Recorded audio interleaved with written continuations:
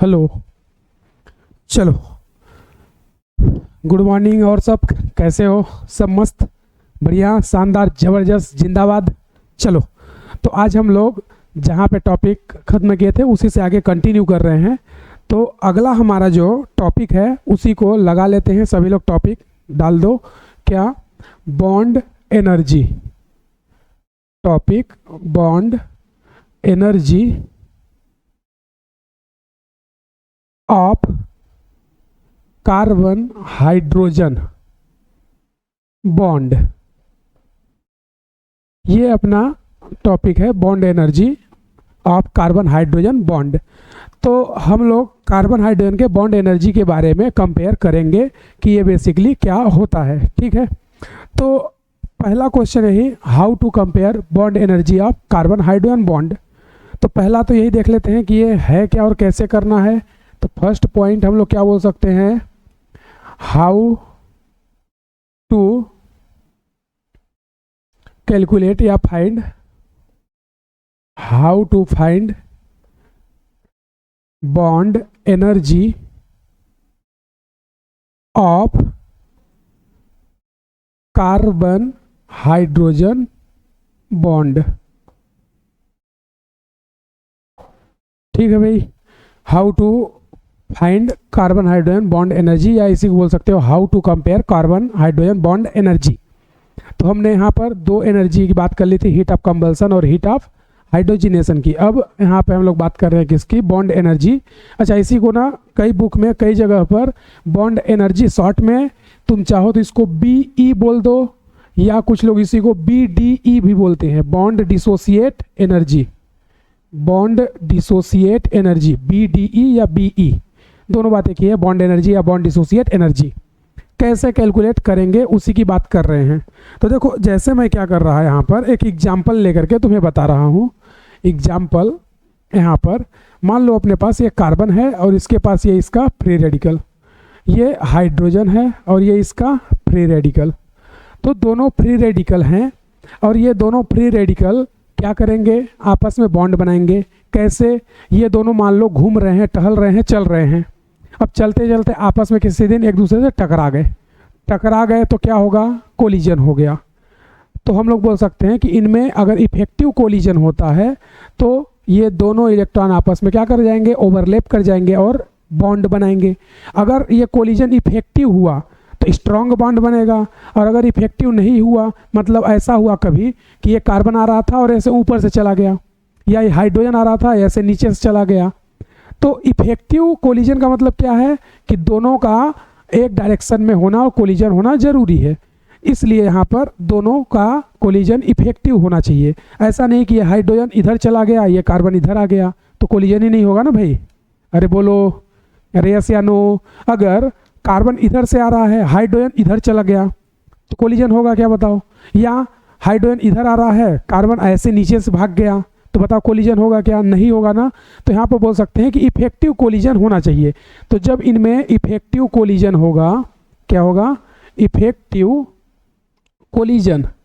तो जब effective collision होगा तो यहाँ से ये लोग, ये अपना इलेक्ट्रॉन देगा, ये अपना देगा, दोनों में कोलिजन होंगे, और यहाँ पर ये इस टाइप से कार्बन और हाइड्रोजन के बीच बॉन्ड बन जाएगा, और ये दोनों के इलेक्ट्रॉन, इनको क्या बोलते हैं? Radical, free radical. तो free radical are highly reactive. तो ये आपस में बॉन्ड बना लिए। तो यहाँ पर पहले तो हम लोग देखें कि ये बॉन्ड बना कैसे। अब इस बॉन्ड को जब ब्रेक करेंगे तो जितना बॉन्ड बनने में एनर्जी रिलीज हुई है उतना ही से ब्रेक करने में एनर्जी लगेगी। अरे हाँ ना बोलो यार, क्लियर है क्या? तो बॉन्ड डिसोसिएट एनर्जी या बॉन्ड एनर्जी, यानी कि कार्बन हाइड्रोजन बॉन्ड को ब्रेक करने में यहाँ पर जितनी भी एनर्जी लगेगी उसी को क्या बोलेंगे? Bond energy. तो जितना फॉर्मेशन में लगा था उतना ब्रेक करने में लगेगा। समझे क्या? तो बताओ, बॉन्ड एनर्जी या बॉन्ड डिसोसिएशन एनर्जी कैसी होगी? एक्सोथर्मिक या एंडोथर्मिक? ये तो बॉन्ड फॉर्मेशन हो रहा है ना, बॉन्ड फॉर्मेशन इज एक्सोथर्मिक, लेकिन बॉन्ड डिसोसिएशन एनर्जी ये क्या होगी? एंडोथर्मिक। तो यहाँ से बोल सकते हो कि ये कैसी होती है? एंडोथर्मिक। ये कैसी होगी? Endothermic process. Endothermic process. But यहाँ पे बॉन्ड का फॉर्मेशन हो रहा है तो ये फॉर्मेशन कैसा होगा? Exothermic. Bond formation always exothermic. समझा क्या? तो इफेक्टिव कोलिजन होना चाहिए। तो क्या मैं यहाँ से बोल दूँ मोर इफेक्टिव कोलिजन, यहाँ पर बोल सकता हूँ क्या? More effective collision, more will B stability, तो स्टेबिलिटी ज़्यादा होगी तो यहाँ पे बोल सकते हैं मोर will be the bond energy. अरे यस या नो? तो यहाँ पर देखो मैं क्या बोलूँगा, इस पे मैं ऐड करना चाहूँगा मोर इफेक्टिव कोलिजन, तो यहाँ पे बोल देंगे more will be more strong bond, more strong bond will be formed, more strong bond will be formed. तो यहाँ से बोल सकते हैं क्या? More bond energy, more bond energy will be, more bond energy will be required, more bond energy will be required. अरे ये बात क्लियर है क्या? बोलो, ये बात सभी को क्लियर है? तो इतना बात अगर क्लियर है तो आ जाओ एक दो एग्जाम्पल से करते हैं क्वेश्चंस को। तो पहला नंबर क्वेश्चन, हमें बॉन्ड एनर्जी कंपेयर करना है। क्वेश्चन लिख देता हूं मैं, compare the bond energy, compare the bond energy of the following compound, of the following compound. ये अपना क्वेश्चन हो गया। नंबर फर्स्ट, हमने यहाँ पे जैसे ले लिया, मान लो CH3 CH2 CH2 और यहाँ पर ये हाइड्रोजन, और एक हमने इसी में ले लिया CH3 यहाँ पे CH2 करते हैं, CH2 double bond CH single bond CH2 और ये हाइड्रोजन। अब हमसे पूछ रहा है कि इन दोनों हाइड्रोजन में से इसको मान लो H1 हाइड्रोजन और इसको मान लो H2 हाइड्रोजन, तो यहाँ पे H3 ही रहेगा, लेकिन हमने एक हाइड्रोजन को अलग कर लिया जिसको ब्रेक करना है। तो इसके बॉन्ड को अगर ब्रेक करोगे तो फ्री रेडिकल बताओ यहाँ पे बनेगा और यहाँ पे, अगर इसके बॉन्ड को ब्रेक करते हो तो फ्री रेडिकल यहाँ पे बनेगा और यहाँ पे। तो बोल रहा है इन दोनों में से बॉन्ड एनर्जी मैक्सिमम किसकी होगी? तो यहाँ पर देखोगे तो बॉन्ड एनर्जी मैक्सिमम किसकी होगी? तो अब देखोगे तुम, तो ये जो कंपाउंड बना है ये क्या हो जाएगा, ये इधर चला जाएगा रिजोनेंस करने, और अगर ये रिजोनेंस करने चला गया तो ये यहाँ से उठ के यहाँ चला जाएगा, तो इसकी जो अगली रिजोनेटिंग स्ट्रक्चर बन जाएगी वो क्या ऐसा बन जाएगा क्या? ये कुछ इस टाइप से ऐसा। तो यहाँ पर बोल सकते हो ये रिजोनेंस स्टेबलाइज हो गया ना, ये क्या हो गया? Resonance stabilize, resonance stabilized. तो अगर ये रिजोनेंस स्टेबलाइज्ड हो गया तो इसकी स्टेबिलिटी ज़्यादा हो गई, और अगर स्टेबिलिटी ज़्यादा हो गई तो बॉन्ड एनर्जी क्या हो जाएगी? कम हो जाएगी। इसकी स्टेबिलिटी कम है तो एनर्जी इसकी क्या होगी? ज़्यादा होगी। तो यहाँ पर बोल सकते हैं bond energy H1 is greater than H2, bond energy is H1 greater than H2। तो यहाँ से हमारा कॉन्सेप्ट क्या निकल के आया? यहाँ से बोल सकते हैं concept number first, concept number first क्या निकल के आया? Bond energy inversely proportional stability, bond energy inversely proportional stability. अरे हाँ ना बोलो यार, क्या ये बात सभी को क्लियर हो रही है क्या? यस या नो? यस या नो? बोलो बोलो बोलो बोलो, क्या ये बात सभी को क्लियर हो रही है क्या? चलो, तो अगर ये बात सभी को क्लियर है तो इसको जल्दी से सभी लोग नोट करें, देन उसके बाद क्वेश्चन और प्रैक्टिस हम लोग करते हैं। तो इसको जल्दी से सभी लोग नोट करो और हम लोग और क्वेश्चन की प्रैक्टिस करेंगे। चलो जल्दी नोट करो सभी लोग।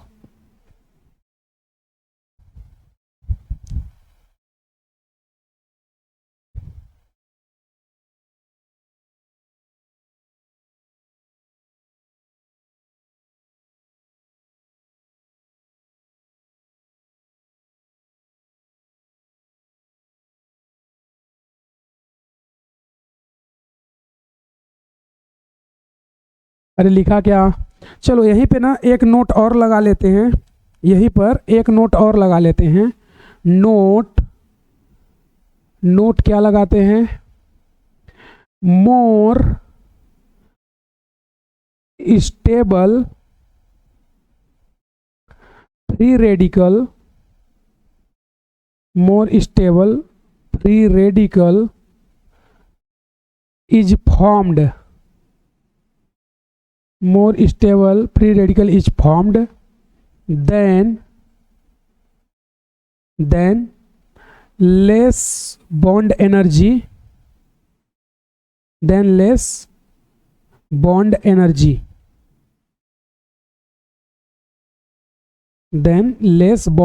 required, less bond energy required।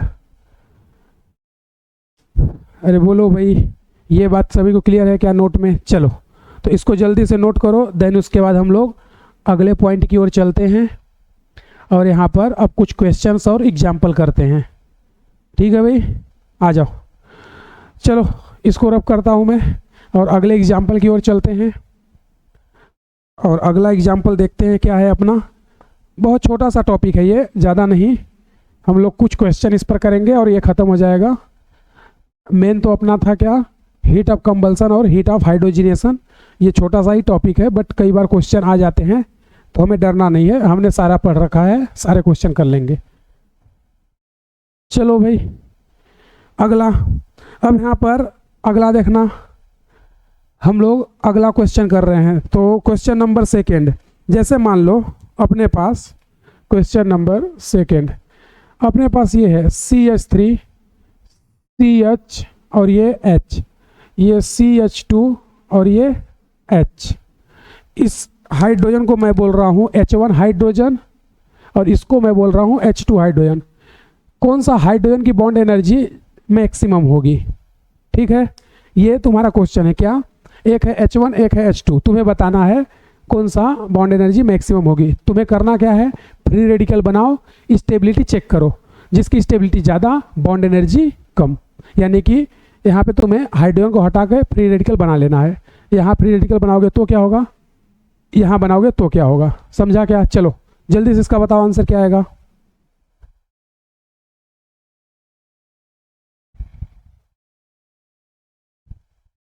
चलो आ जाओ अगला, थर्ड नंबर क्वेश्चन बताना। थर्ड नंबर में मैं क्या कर रहा, third number CH2 C double bond CH2, एक हाइड्रोजन अपना ये है और एक हाइड्रोजन ये है। ठीक है, इन हाइड्रोजन को मैं नाम दे रहा, ये है अपना H1 और ये है अपना H2। तुम्हें बताना है इन दोनों हाइड्रोजन में से बॉन्ड एनर्जी मैक्सिमम किसकी होगी। ठीक है भाई, तुम्हें करना क्या है, हाइड्रोजन को हटाओ, दोनों जगह फ्री रेडिकल लगाओ और चेक करो किसकी बॉन्ड एनर्जी मैक्सिमम होगी। अरे समझे क्या सभी लोग? अगला फिर मैं इसी में क्या करता हूँ, फोर्थ नंबर जो तुम्हें एग्जाम्पल करा रहा, अपने पास मान लो ये बेंजीन है और इसके पास ये हाइड्रोजन। ठीक है, ये क्या है, बेंजीन, और इसके पास ये हाइड्रोजन, और इसी में एक मैं ऐसे कर ले रहा ना, CH2 और ये H, ये हाइड्रोजन, इसको भी मैं 1 और 2 मान ले रहा, ये है तुम्हारा 1 और ये है 2। तुम्हें बताना है इस हाइड्रोजन और इस हाइड्रोजन में बॉन्ड एनर्जी ज़्यादा किसकी है। देन उसके बाद अगला हम लोग लिख रहे हैं यहाँ पर फिफ्थ नंबर। फिफ्थ नंबर में तुम्हें बताना है, ये हमने बना लिया बेंजीन और यहाँ पर हमारे पास है CH2, एक हाइड्रोजन ये, एक हाइड्रोजन ये और एक हाइड्रोजन ये, 3 हाइड्रोजन हमने तुम्हें ड्रा कर रखे हैं। ये है 1, ये है 2 और ये है 3। तुम्हें H1 H2 H3 में कंपेयर करना है बॉन्ड एनर्जी का ऑर्डर। अरे समझा क्या, H1 H2 H3 में बॉन्ड एनर्जी का ऑर्डर तुम्हें कंपेयर करना है। क्या H1 H2 H3 में बॉन्ड एनर्जी का ऑर्डर इसमें कंपेयर करके तुम्हें बताना है। बता लोगे ना भाई? आ जाओ नेक्स्ट क्वेश्चन 6। नेक्स्ट क्वेश्चन में क्या कर रहा, देखो यहाँ पर मैं एक बेंजीन नहीं साइक्लोहेक्सीन बना ले रहा, और यहाँ पर ये डबल बॉन्ड, ठीक है, और ये हाइड्रोजन, और इसी में मैं क्या कर रहा, एक और बना ले रहा, और ये हाइड्रोजन। तुम्हें बताना है इन दोनों में से किसकी बॉन्ड एनर्जी ज़्यादा है, इसकी है या इसकी है। ठीक है भाई, क्या क्या ये 6 नंबर है, बोल रहा है इसमें और इसमें से किसकी बॉन्ड एनर्जी ज़्यादा है, इसके हाइड्रोजन की ज़्यादा होगी या इसके हाइड्रोजन की। अगला इसी में देखना 7th नंबर, बाकी तुम लोग उसका आंसर करते रहो क्या आएगा। 7th नंबर में मैं क्या कर रहा, 1 ब्यूटीन ले ले रहा, CH2 डबल बॉन्ड CH2। एक हाइड्रोजन मैंने यहाँ लगा रखा है, एक हाइड्रोजन ये लगा रखा है, एक हाइड्रोजन ये लगा रखा है, 3 हाइड्रोजन हमने अलग अलग ड्रॉ कर लिए। इसको मान ले रहे हैं A, या 1 ही मान लो, ये 2 और ये 3। इन तीनों हाइड्रोजन की तुम्हें बॉन्ड एनर्जी बतानी है कि क्या होगी। अरे बोलो भाई। अगला क्या करते हैं नेक्स्ट क्वेश्चन में, यहाँ पर हम लोग ये ले लेते हैं, इधर पे कर लेते हैं 8 नंबर। ये हमने एक स्ट्रक्चर बना लिया साइक्लोहेक्सीन का, एक हाइड्रोजन यहाँ है, एक हाइड्रोजन यहाँ है, एक हाइड्रोजन यहाँ है, हाइड्रोजन इधर भी हैं, हमें इनसे मतलब नहीं है, हमसे तो क्वेश्चन जो पूछ रहा है हमें उनकी मतलब है। ये 1 है, ये 2 है, ये 3 है। तुम्हें बताना है इन तीनों में बॉन्ड एनर्जी का स्टेबिलिटी ऑर्डर। अरे कर लोगे ना भाई? अरे बोलो कर लोगे क्या? चलो तो अगर ये कर लोगे तो पहले इतना डिस्कस कर लेते हैं, फिर उसके बाद करते हैं क्या है। आ जाओ, हमने क्या बताया, bond energy inversely proportional stability, यानी कि तुम स्टेबिलिटी देखो किसका ज़्यादा है, जिसका स्टेबिलिटी मैक्सिमम होगा। एक मिनट रुकना, थोड़ा पानी पी ले।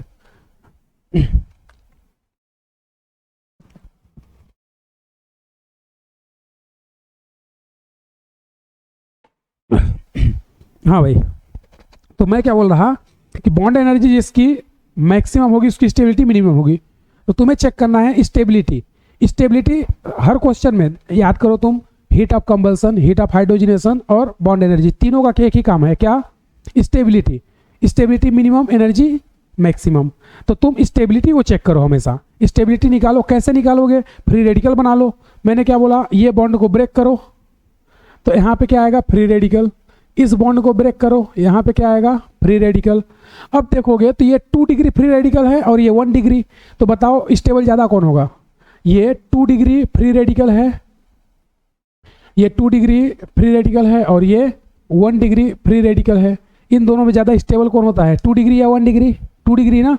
याद करो स्टेबिलिटी का ऑर्डर 3 2 1। अरे no carboxylate 3 degree, 2 degree, 1 degree, CT3 CD3 CH3। तो स्टेबिलिटी 2 डिग्री ज़्यादा होती है ना 1 डिग्री से। तो यहाँ पर स्टेबल 2 डिग्री है और अनस्टेबल कौन है, 1 डिग्री। तो हीट या बोले बॉन्ड एनर्जी 1 डिग्री की ज़्यादा होगी, क्योंकि स्टेबिलिटी की इन्वर्स होता है ना भाई। ये लो, बॉन्ड एनर्जी इन्वर्सली स्टेबिलिटी, इसको याद रखो, बॉन्ड एनर्जी इन्वर्सली स्टेबिलिटी, ये याद रखा, काम हो गया। तो यहाँ पर 2 की एनर्जी ज़्यादा होगी 1 से। हाँ भाई, इसमें आ जाओ। अब सेम वही कहानी करना क्या है, बॉन्ड ब्रेक करो, फ्री रेडिकल बना लो, बॉन्ड ब्रेक करो, फ्री रेडिकल बना लो। अब यहाँ पे देखोगे तो याद करो मैंने ये बताया था इस टाइप का फ्री रेडिकल कैसा होता है, विनाइल टाइप का, और विनाइल वाला क्या होता है, अनस्टेबल। याद करो मैंने स्पेशल पॉइंट पे क्या बताया था, अराइल, विनाइल, 3 मेंबर रिंग, पे फ्री रेडिकल, निगेटिव, पॉजिटिव, ये सब के सब क्या होते हैं? Unstable according to Bredt's rule. तो यहाँ पर देखोगे तो ये फ्री रेडिकल यहाँ पे क्या होगा? अनस्टेबल होगा, और यहाँ पे फ्री रेडिकल रिजोनेंस स्टेबलाइज होगा ना भाई। यहाँ वाला फ्री रेडिकल ये क्या होगा? रिजोनेंस में जाएगा, और ये वाला क्या हो जाएगा? अनस्टेबल हो जाएगा ना। तो ये क्या हो जाएगा तुम्हारा? अनस्टेबल। तो स्टेबल ये ज़्यादा है तो एनर्जी इसकी ज़्यादा होगी, तो 1 ग्रेटर देन 2। करना कुछ नहीं है, बस बॉन्ड को ब्रेक करो, फ्री रेडिकल बना लो। यहाँ पे बॉन्ड को ब्रेक करो, फ्री रेडिकल। अब याद करो ये क्या है? ये है अराइल, मैंने क्या बताया था। और ये कैसा है? बेंजाइल। ये है बेंजाइल और ये है अराइल। तो बेंजाइल और अराइल में बेंजाइल ज़्यादा स्टेबल होगा ना। इसके याद करो 6 आर्या है, 5 आर्यस बनेंगे, और इस ये तो उसी पे आ गया ना free radical. Special case benzyl aryl, free radical, या फिर लोन पेयर या पॉजिटिव कहाँ? पाई पे ही या बेंजीन रिंग पे क्या होते हैं? Unstable according to Bredt's rule. तो फिर से यहाँ पे ये 1 वाला हाइड्रोजन क्या हो गया? अनस्टेबल, और ये क्या हो गया? स्टेबल, क्योंकि ये रेजोनेंस में जाएगा ना, ये रेजोनेंस में जाएगा ना भाई। और अगर ये रेजोनेंस स्टेबलाइज हो रहा है तो इसकी स्टेबिलिटी ज़्यादा, तो एनर्जी क्या होगी? कम। तो ऑर्डर इसका क्या आ जाएगा? एनर्जी ज़्यादा हो जाएगी और इसकी कम होगी। ये देखते जाओ, बॉन्ड एनर्जी यूनिवर्सली स्टेबिलिटी, इसमें आ जाओ 1 2 3। अगर तुम इसको हटाओगे इसको, तो यहाँ पे क्या आएगा तुम्हारे पास? Free radical. इसको हटाओगे तो यहाँ पर फ्री रेडिकल, इसको ब्रेक करोगे यहाँ पे फ्री रेडिकल। ये तो तुम्हारा अराइल हो गया जो कि सबसे हाईली अनस्टेबल होगा। ये बेंजाइल हो गया, और बेंजाइल वाला जो होता है ये क्या होता है? मोर स्टेबल, और ये तुम्हारा 1 डिग्री हो गया। तो 1 डिग्री तो इससे भी स्टेबल होता है ना, अराइल से तो स्टेबल होगा, लेकिन बेंजाइल के साथ क्या है? रेजोनेंस है ना इसके पास, तो ये रेजोनेंस स्टेबलाइज हो जाएगा। कैसे पता चला? हमने क्या बताया था? पाई सिंगल फ्री रेडिकल। रेजोनेंस का केस बताओ मुझे, रेजोनेंस का 7 कंडीशन वो बोलो बोलो बोलो। Pi single pi single lone pair, pi single negative, pi single positive, pi single free radical, lone pair और vacant P orbital, P pi और वेकेंट डी ऑर्बिटल। ये रेजोनेंस का केस थे। अच्छा, रेजोनेंस की स्टेबिलिटी का ऑर्डर क्या था?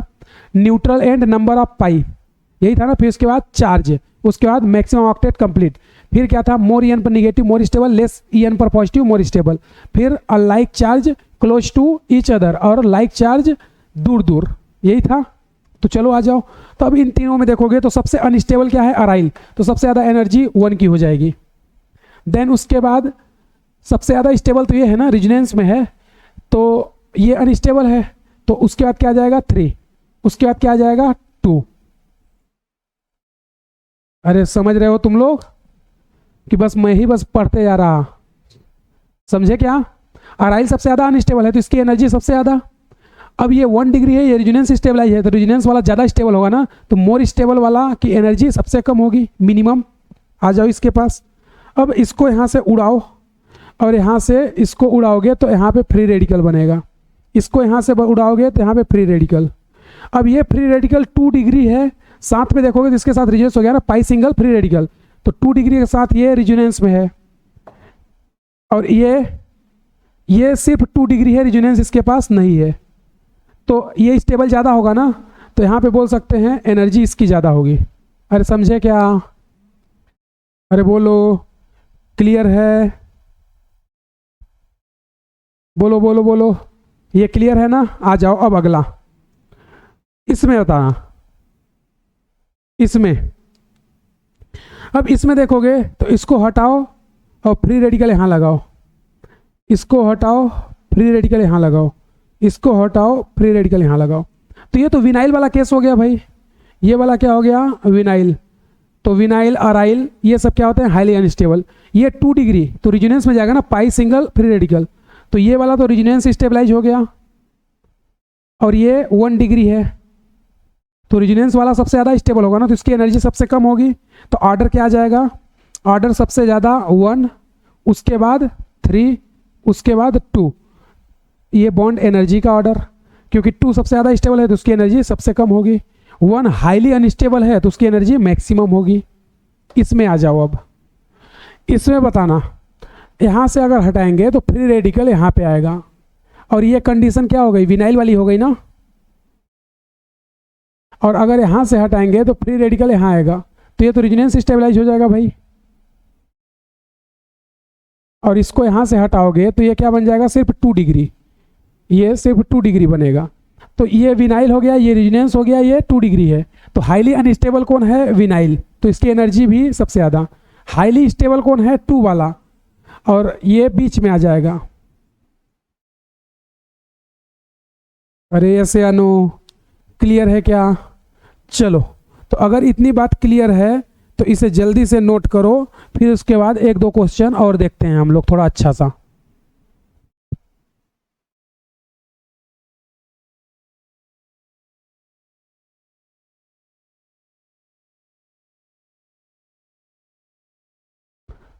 चलो नोट करो जल्दी, आ जाओ, रफ कर दें, अगला देखते हैं। चलो अब 2-4 क्वेश्चन और करते हैं, उसके बाद इसको ख़त्म करते हैं और फिर सीधे हम लोग आ जाएंगे कहाँ, रेजोनेंस एनर्जी में। वो भी छोटा सा ही टॉपिक है, और रेजोनेंस एनर्जी को ख़त्म करने के बाद फिर हम लोग सिंपल सा सीधा सा आ जाएंगे एसिड बेस में। और एसिड बेस पढ़ने के बाद उसी के साथ साथ हम लोग SIP SIR ये दोनों चीज़ ख़त्म करेंगे, और ओवरऑल हमारा चैप्टर टोटोमेरिज्म पे जाके ख़त्म कर देंगे, और कोई दिक्कत नहीं है। चलो भाई आ जाओ, अगला देखना। यहाँ पे मैंने क्वेश्चन यहाँ पे कितने किए थे अपन, 8 किए थे ना। 9th नंबर देखना, CH2 CH CH CH CH CH 1 2 3 4 5 6 7।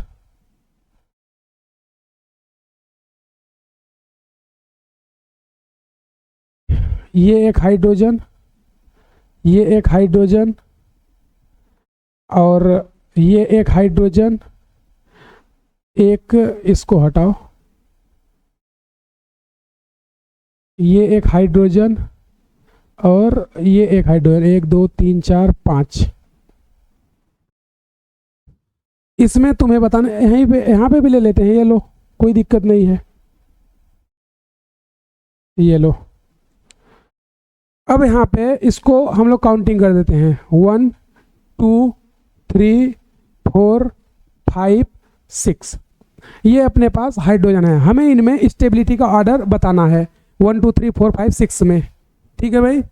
और अगला यहीं पे एक और मैं कर रहा 10th नंबर, और इसमें भी हमें क्या बताना है, वही बॉन्ड एनर्जी का ऑर्डर। तो तुम क्या चेक करोगे हमेशा, स्टेबिलिटी, हाइड्रोजन को हटाओ, फ्री रेडिकल बनाओ, ठीक है। चलो तो इसमें भी बता दो,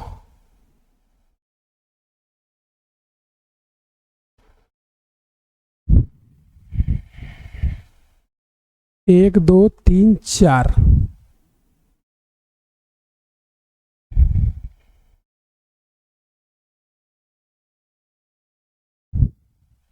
यहाँ पे जो तुम्हारा है ये हाइड्रोजन, ये हाइड्रोजन, और एक यहाँ वाला हाइड्रोजन, और एक ये हाइड्रोजन, और एक इसको भी ले लो, ये हाइड्रोजन, और एक यहाँ पे बना लो ये हाइड्रोजन, ठीक है भाई। 1 2 3 4 5 6। चलो काउंटिंग कर लेते हैं, ये तुम्हारा 1, ये 2, ये 3, ये 4, ये 5 और ये 6। हमें इसमें बताना है बॉन्ड एनर्जी का ऑर्डर, ठीक है भाई। चलो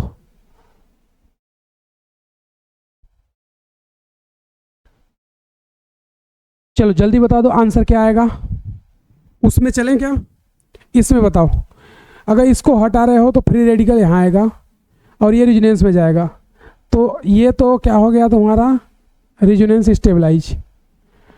और इसको अगर हटाओगे तो फ्री रेडिकल यहाँ आएगा, और ये क्या हो गया, विनाइल वाला कंडीशन। तो विनाइल आर हाईली अनस्टेबल, तो सबसे ज़्यादा बॉन्ड एनर्जी किसकी होगी, 2 की, रीजन विनाइल है। फिर उसके बाद हाईली अनस्टेबल कौन होगा भाई, अगर देखो यहाँ से इसको हटाओगे तो ये तो 2 डिग्री बनेगा, ये भी 2 डिग्री, लेकिन यहाँ से जो हटाओगे ये क्या बनेगा बताओ, 1 डिग्री बनेगा ना। तो ये तो 1 डिग्री है, तो 1 degree are highly unstable. Vinyl के बाद हाईली अनस्टेबल कौन आएगा, 1 डिग्री।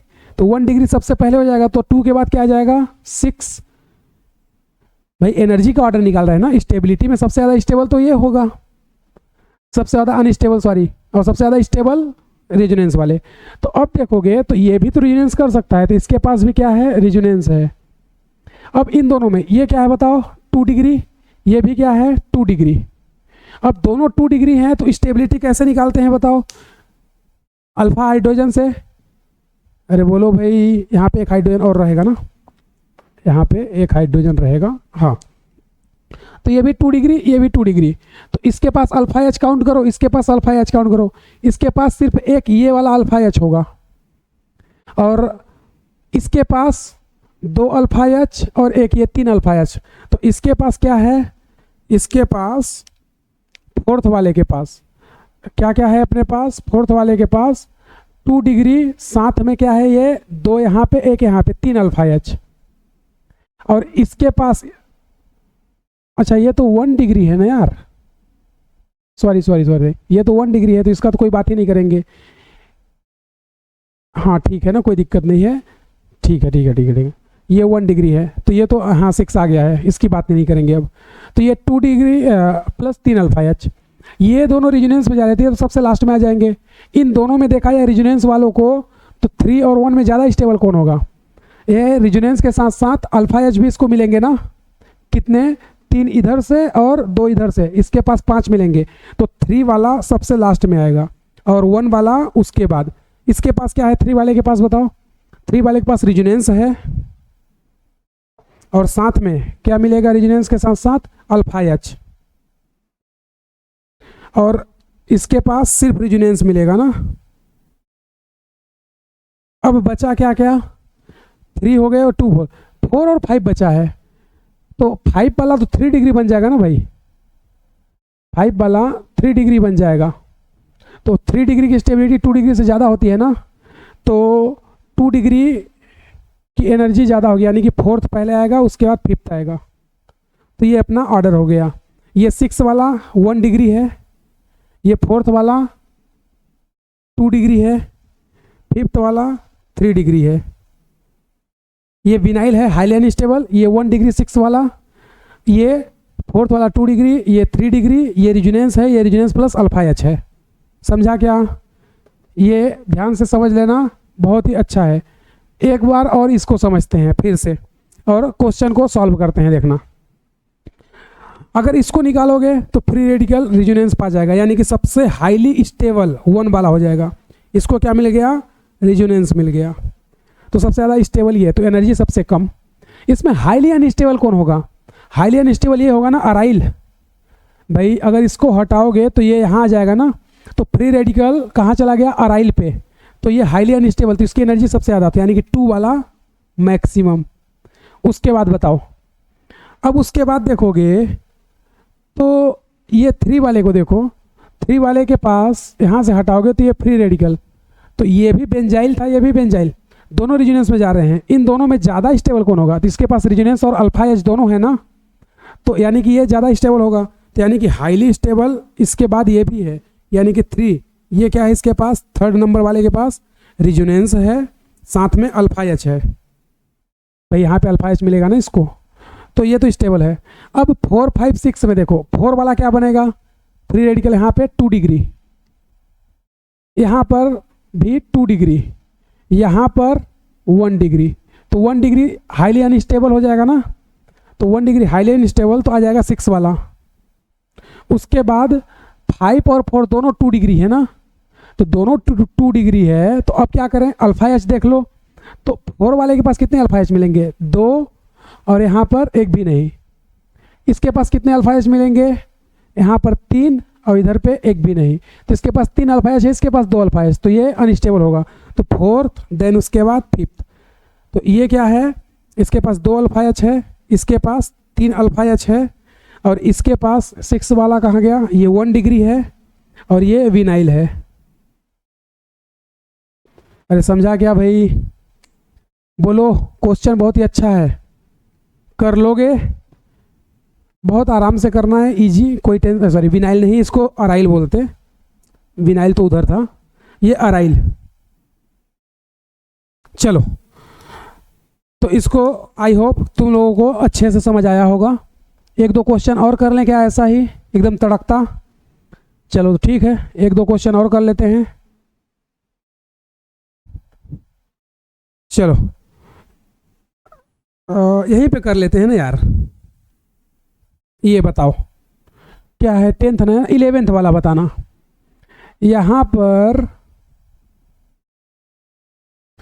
ये ऐसे है ना, एक हाइड्रोजन ये है तुम्हारा, एक हाइड्रोजन ये है तुम्हारा, यहाँ पे कार्बन है ना, ध्यान रखना, एक हाइड्रोजन ये है तुम्हारा, ठीक है, और एक हाइड्रोजन यहाँ पे है तुम्हारा, और एक हाइड्रोजन यहाँ पे है तुम्हारा। हमें इसमें बॉन्ड एनर्जी ऑर्डर बताना है। अच्छा, सीक्वेंस लिख देते हैं, ये 1, ये 2, ये 3, ये 4 और ये 5। इसमें तुम्हें बॉन्ड एनर्जी का ऑर्डर बताना है। स्टेबिलिटी का उल्टा करते जाओ, काम हो जाएगा। आ जाओ, कैसे करेंगे देखो। इसको अगर हटाओगे तो ये क्या बन जाएगा, विनाइल टाइप। तो सबसे हाईली अनस्टेबल और बॉन्ड एनर्जी ज़्यादा ये 3 वाले की आ जाएगी ना, क्योंकि ये क्या है, विनाइल टाइप। फिर उसके बाद इसको अगर हटाओगे तो ये क्या बनेगा, 1 डिग्री बनेगा ना भाई। तो उसके बाद आ जाएगा ये 1 वाला, क्योंकि ये क्या है, 1 डिग्री है। फिर उसके बाद स्टेबिलिटी में देखोगे तो ये हो जाएगा तुम्हारा यहाँ पे, ये हो जाएगा यहाँ पे, और ये हो जाएगा यहाँ पे। तो देखो ये तुम्हारा रिजोनेंस में चला जाएगा। तो 4th वाला रिजोनेंस में मतलब हाईली स्टेबल, और 2 वाला भी तो रिजोनेंस में जाएगा, ये वाला, ये भी रिजोनेंस में जाएगा ना। तो 2 और 4 दोनों रिजोनेंस में जा रहे थे, सबसे लास्ट में जाएंगे। तो आया क्या, 5, क्योंकि ये 2 डिग्री है और इसके पास अल्फा एच है, 2 डिग्री प्लस अल्फा एच। अब 2 और 4 में ज़्यादा स्टेबल कौन होगा, रिजोनेंस। अगर इसको देखोगे तो ये भी रिजोनेंस करेगा, ये भी रिजोनेंस करेगा। तो अब रिजोनेंस के साथ अल्फा एच देख लो, इसके पास कितने अल्फा एच मिलेंगे, यहाँ पर 2 और यहाँ पे 2, 4। इसके पास सिर्फ 2 ही मिलेंगे ना। तो 4th, उसके बाद 2, इसके पास क्या है, रिजोनेंस, और साथ में क्या है, अल्फा एच, कितने, 2 अल्फा एच। इसके पास क्या है, रिजोनेंस, और साथ में क्या है, 4 अल्फा एच। 4 ही मिलेंगे ना भाई, 2 यहाँ पे 2 यहाँ पे, ठीक है। तो ये आ जाएगा तुम्हारा ऑर्डर। भाई इनको मिक्स मत कर देना, ये अलग है और ये अलग है, ये इसका है और ये ऊपर वाला ऊपर वाले का है, ये इसका है। अरे समझे क्या। चलो इसको जल्दी से नोट कर लो, फिर उसके बाद अगला क्वेश्चन करते हैं। इतना सफिशियंट है, चाहो तो और भी कर सकते हैं, कोई दिक्कत वाली बात नहीं है।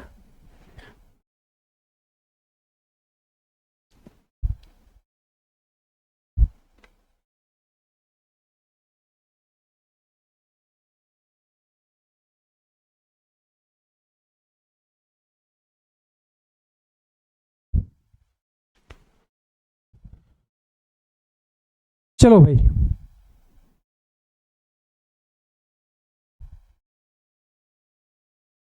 अगला हेडिंग लगाओ रिजोनेंस एनर्जी का। इसको रफ करते हैं और अगला देखते हैं क्या, रिजोनेंस एनर्जी, और लास्ट अपनी एनर्जी का टॉपिक है। उसके बाद ये ख़त्म हो जाएगा, मतलब अब एनर्जी में कुछ भी हमें नहीं देखना है। रिजोनेंस एनर्जी के बाद सब कुछ ख़त्म। अब फिर उसके बाद सीधे एसिड बेस SiP SiR बचेगा। तो SiP SiR 10-10 मिनट के टॉपिक हैं और वो ख़त्म हो जाएंगे। चलो भाई आ जाओ, इसको रफ करते हैं और हम लोग नेक्स्ट टॉपिक पे चलते हैं, रिजोनेंस एनर्जी पे। और तुम्हें रिजोनेंस एनर्जी बता देते हैं क्या होती है। छोटा सा टॉपिक है, ये भी अपना 15-20 मिनट लेगा और थोड़ा सा क्वेश्चन प्रैक्टिस कर लेंगे। देन उसके बाद हम लोग चलेंगे कहाँ, नेक्स्ट। इन क्वेश्चन को अगर समझ नहीं आया तो वापस से 2 बार 3 बार करके देखना, बन जाएगा। बहुत ही आसान है, कोई टफ नहीं है, इजी है, नॉर्मल है, कोई दिक्कत नहीं है, बन जाएगा। चलो आ जाओ। तो अगला देखना, जो अपना अगला है टॉपिक लगा लिया क्या सभी ने? रेजोनेंस एनर्जी का बोलो भाई, हेडिंग सभी ने लगा लिया क्या रेजोनेंस एनर्जी का?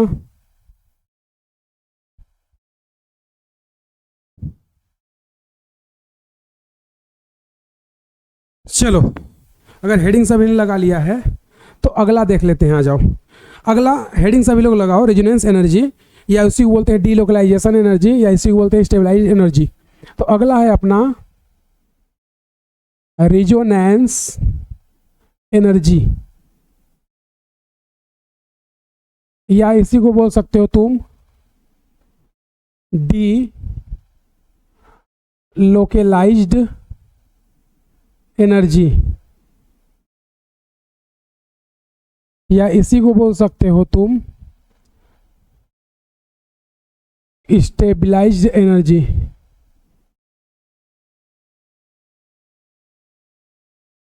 या इसी को बोल सकते हो तुम कॉन्जुगेशन एनर्जी, कॉन्जुगेशन एनर्जी।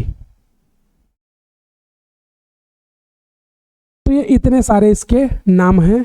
नाम में तुम्हें कोई दिक्कत नहीं है, नाम का तुम अचार नहीं डालना है तुम्हें, हमें तो अपने को पढ़ने से मतलब है। अरे हाँ ना बोलो भाई।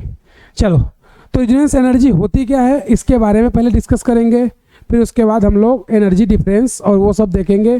तो इसका अगर डेफिनेशन की बात करें तो यहाँ पे बोल सकते हैं energy difference between experimental energy, या बोलो observe energy of molecule and theoretical energy of molecule. तो उसी को क्या बोलते हैं? Resonance energy. और हमने थर्मोडायनेमिक्स में भी पढ़ा रखा है resonance energy observe minus theoretical.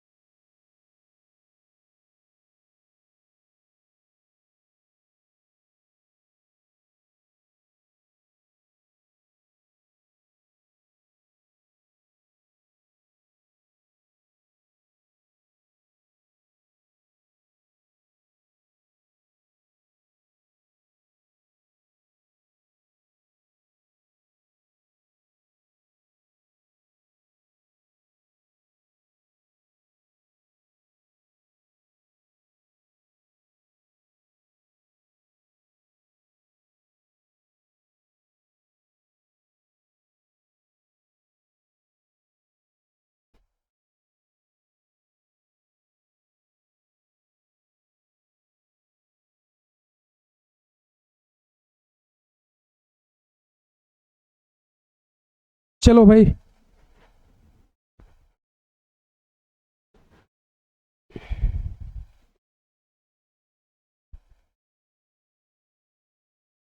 थोड़ा सा दिक्कत हो गया था, वो घर पे एसी सर्विस वाला आया है तो वहीं पे बात होने लगी, तो उसके लिए थोड़ा सा सॉरी। चलो आ जाओ, हम लोग वापस से देखते हैं क्या है अपना।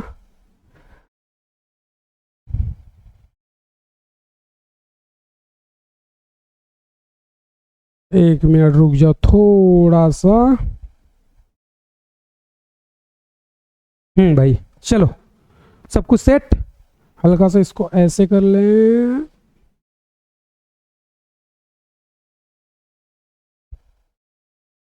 हाँ चलो भाई, आ जाओ, कोई दिक्कत नहीं।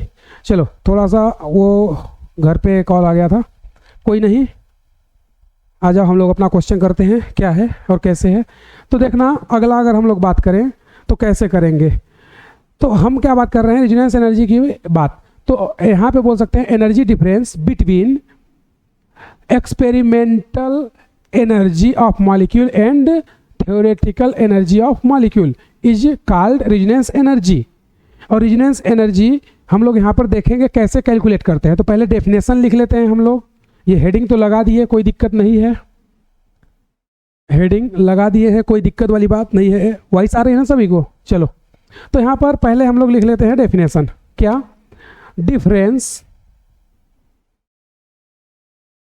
Between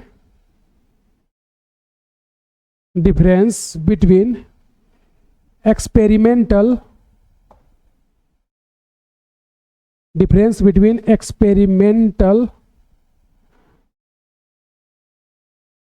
energy of molecule and difference between experimental energy of molecule and theoretical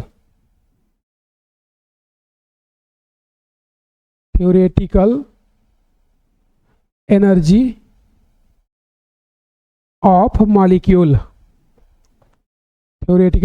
of molecule is called resonance energy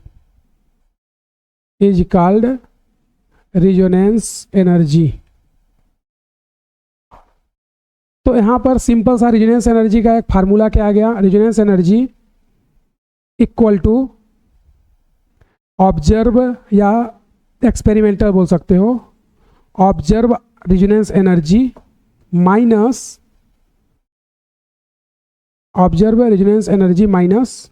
theoretical resonance energy. यहाँ से ये अपना फार्मूला, ये हम लोग थर्मोडायनेमिक्स फिजिकल में भी पढ़ चुके थे। तो ये अपना क्या आ गया यहाँ से फार्मूला, ठीक है भाई। और अब यहाँ पे अगला हम लोग जो देखने वाले हैं उसकी बात कर रहे हैं। चलो तो अगला जो था उसकी बात कर रहे हैं। तो अगला जो है अपना रेजोनेंस एनर्जी, इसको कैसे कैलकुलेट करते हैं। तो मैंने तुम्हें हीट ऑफ हाइड्रोजनेशन बताया था। क्या बताया था? Heat of hydrogenation. तो यहाँ पे एग्जाम्पल से एक समझना, जैसे मान लो ये अपने पास साइक्लोहेक्सीन है, साइक्लोहेक्सीन का हाइड्रोजनेशन करते थे, निकिल प्लेटिनम ले लो और यहाँ पे हाइड्रोजन ले लो। तो ये इससे क्या बनता था बताओ? साइक्लोहेक्सेन। तो यहाँ पर जो हीट ऑफ हाइड्रोजनेशन आती थी, हीट ऑफ हाइड्रोजनेशन HOH, ये कितनी आती थी बताओ? -120 किलो जूल पर मोल, यही आती थी भाई। तो अपने पास हीट ऑफ हाइड्रोजनेशन ये आती थी, ठीक है। तो एक इसका मतलब हमें समझ में आया कि एक मोल हाइड्रोजन या एक पाई बॉन्ड को ब्रेक करने पे जो एनर्जी हीट ऑफ हाइड्रोजनेशन होती है वो कितनी होती है? 120। तो याद करो मैंने एक एग्जांपल बताया था डाइइंस, मतलब इसमें तुम क्या ले लो, साइक्लोहेक्सा 1,4,1,2 डाइइन। तो यहाँ पर ये ले लिया और ये ले लिया, तो ये डाइइन है। तो इसमें हीट ऑफ हाइड्रोजनेशन याद करो, मैंने बताया था तुम्हें कि भाई ये याद रखना है। तो यहाँ पर 2H2, तो यहाँ से फिर से क्या बन जाएगा? साइक्लोहेक्सीन ही बनेगा ना। तो साइक्लोहेक्सेन बनेगा। तो मैंने तुम्हें क्या बोला था कि एनर्जी अगर एक पाई को ब्रेक करने में 120 आ रही है तो दो को करने में कितना आएगी? 240, लेकिन आती नहीं है। 240 के बजाय कितनी आती थी यहाँ पर हीट ऑफ हाइड्रोजनेशन 240 के बजाय -232 आती थी। क्यों आती थी? क्योंकि कुछ एनर्जी रेजोनेंस में चली गई थी। तो यहाँ पर जो रेजोनेंस एनर्जी निकल के आई वो कितनी आई? 8 किलो जूल पर मोल। तो यहाँ पर होना चाहिए था एक्चुअल में वैल्यू इसका जस्ट डबल, 120 का डबल 240। तो हीट ऑफ हाइड्रोजनेशन 240 होनी चाहिए थी, लेकिन हुई नहीं।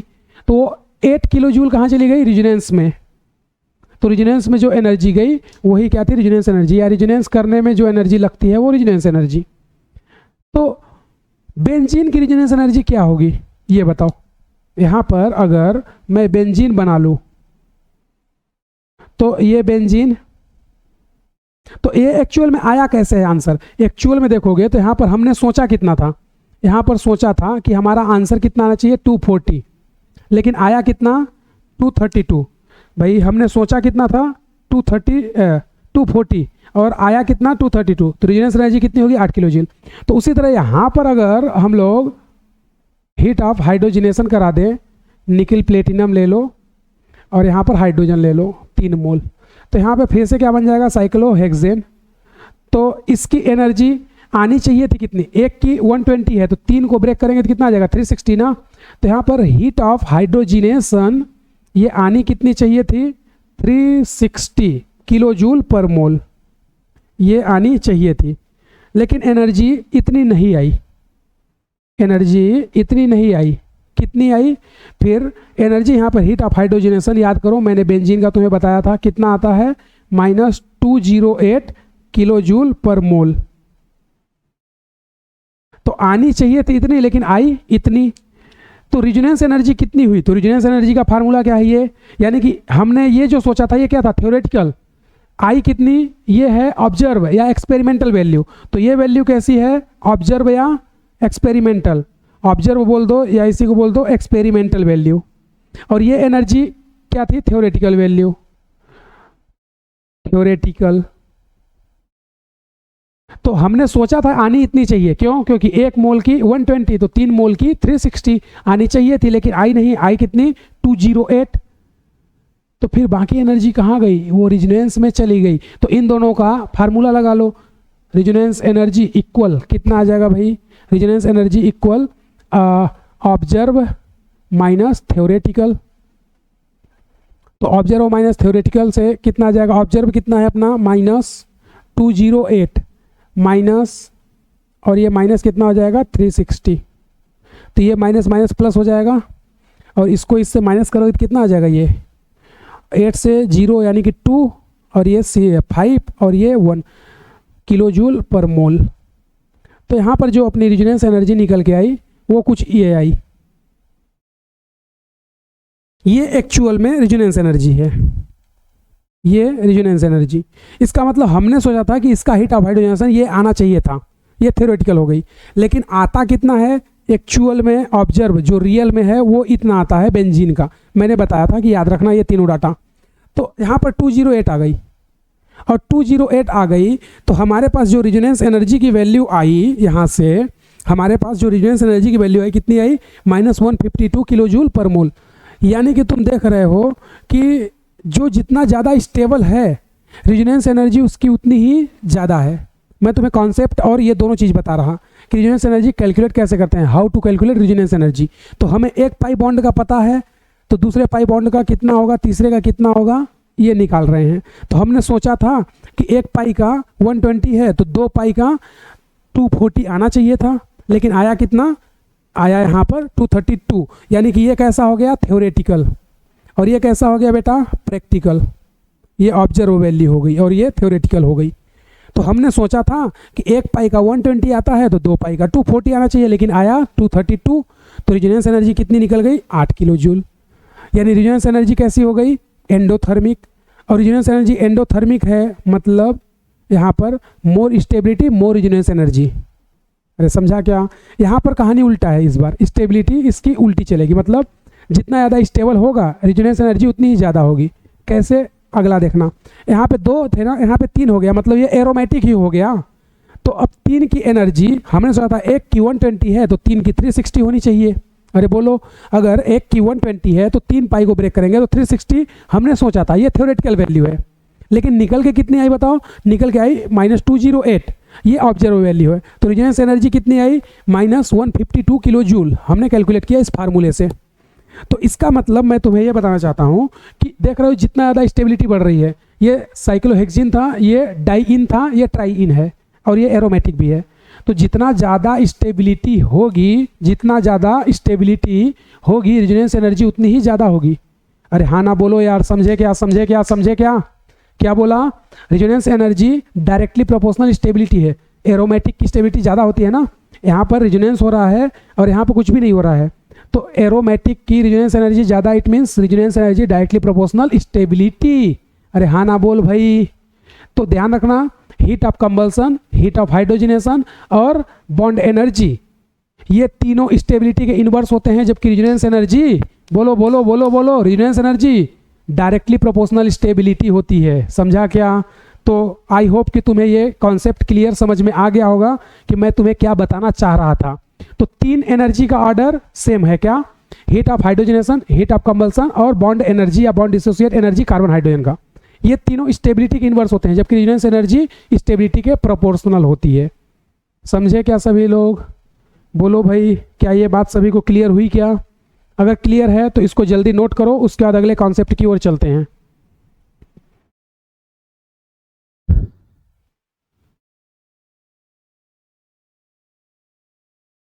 चलो अगले कॉन्सेप्ट पे बढ़ते हैं, इसको जल्दी से लिख लो, उसके बाद